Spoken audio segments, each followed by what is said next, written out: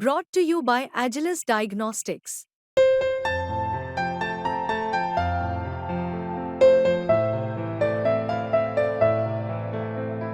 Agilus Diagnostics. Dawood सध्या मानसिक धक्क्यात आहे. त्याला भेटायला जाऊ नको असा सल्ला यशश्रीला 25 तारखेच्या आदल्या दिवशी तिच्या मित्रानं दिला होता. अशी धक्कादायक माहिती आता उरण प्रकरणामध्ये समोर आलेली आहे. उरणमधलं यशस्वी शिंदे प्रकरण, ज्या प्रकरणामुळे अख्ख्या महाराष्ट्रामध्ये संतापाची लाट उसळलेली आहे. या प्रकरणामध्ये रोज नवीन धक्कादायक गोष्टी, रोज नवीन खुलासे समोर येत आहेत आणि आता सुद्धा अशाच काही धक्कादायक गोष्टी या प्रकरणामध्ये समोर आलेल्या आहे, ज्यांचा विचार केला तर यशस्वी दाऊदला भेटणं टाळू शकली असती तर तिचा जीव वाचला असता, तिची हत्या झाली नसती. हा सगळा प्रश्न आता उपस्थित होतोय. या सगळ्यांवरच बोलणार आहोत आजच्या व्हिडिओमध्ये. काय धक्कादायक गोष्टी आता समोर आलेल्या आहेत, कुठल्या गोष्टी यशस्वीनं करणं टाळलं असतं तर तिचा आता जीव वाचला असता, या सगळ्यांवर बोलणार आहोत या व्हिडिओमध्ये. नमस्कार, मी पूजा, तुम्ही पाहताय मुंबई तक.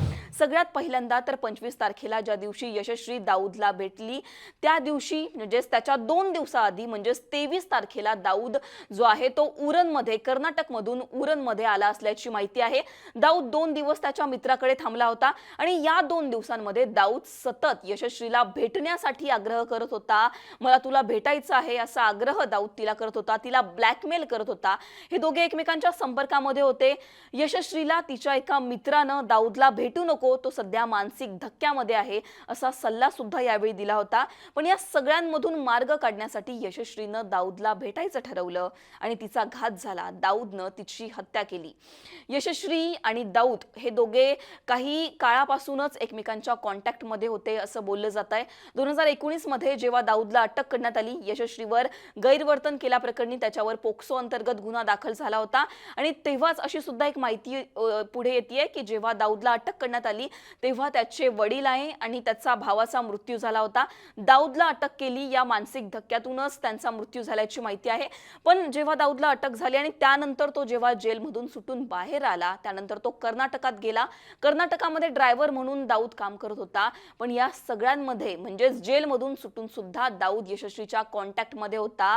आणि सगळ्यात महत्त्वाची गोष्ट या सगळ्यांमध्ये समोर आली आहे ती म्हणजे यशस्वीचे आक्षेपार्ह फोटो दाऊदकडे होते अशी धक्कादायक माहिती आता समोर आलेली आहे. आणि याच फोटोंवरून दाऊद यशस्वीला ब्लॅकमेल करत होता. मला तुला भेटायचं आहे असा सतत आग्रह करत होता. आणि गेल्या म्हणजेच कर्नाटकला गेल्यानंतर पासूनच दाऊदला यशस्वीला भेटायचं होतं, तिच्या संपर्कात यायचं होतं आणि ते दोघे एकमेकांच्या कॉन्टॅक्टमध्ये होते. आणि अखेर दाऊद 23 तारखेला उरणला आला आणि त्यानंतर तो यशस्वीला पुन्हा ब्लॅकमेल करायला लागला आणि यशस्वीनं दाऊदला भेटायचं ठरवलं. आणि आपण सगळे बघतोय की यानंतर जे काही झालं, यशस्वीची हत्या झाली. उरण रेल्वे स्थानकाजवळ तिचा मृतदेह अतिशय निर्घुणपणे म्हणजेच अतिशय हालहाल करून तिला मारलं गेलं आणि तिचा मृतदेह या उरण रेल्वे स्टेशन जवळ आपल्याला पाहायला मिळाला. तर या काही गोष्टी होत्या. सगळ्यात महत्त्वाचं म्हणजेच दाऊदकडे यशस्वीचे असलेले आक्षेपार्ह फोटो, ही माहिती आता समोर आलेली आहे. 23 तारखेला दाऊद उरणमध्ये आला होता आणि तो त्याच्या मित्राकडे राहत होता.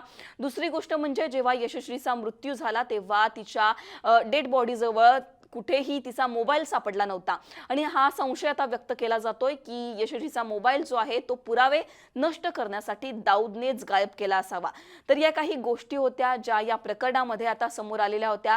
दाऊद शेखला पोलीस कोठडीमध्ये, दाऊद शेख आहे त्याला कर्नाटकमधून पोलिसांनी अटक केलेला आहे आणि पुणे पनवेल सत्र न्यायालयामध्ये त्याला दाखल केलं होतं आणि त्यानंतर त्याला 7 दिवसांची पोलीस कोठडी आता देण्यात आलेली आहे.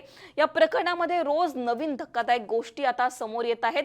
पण आता जी माहिती समोर आलेली आहे त्यावरून आपल्याला हेच कळतंय की या काही गोष्टी पाहता, या सगळ्या गोष्टींकडे पाहता, काही गोष्टी करणं जर यशस्वीने टाळलं असतं तर तिचा जीव आता वाचला असता. तिच्या मित्राचं जर तिने ऐकलं असतं तर तिचा जीव आता वाचला असता.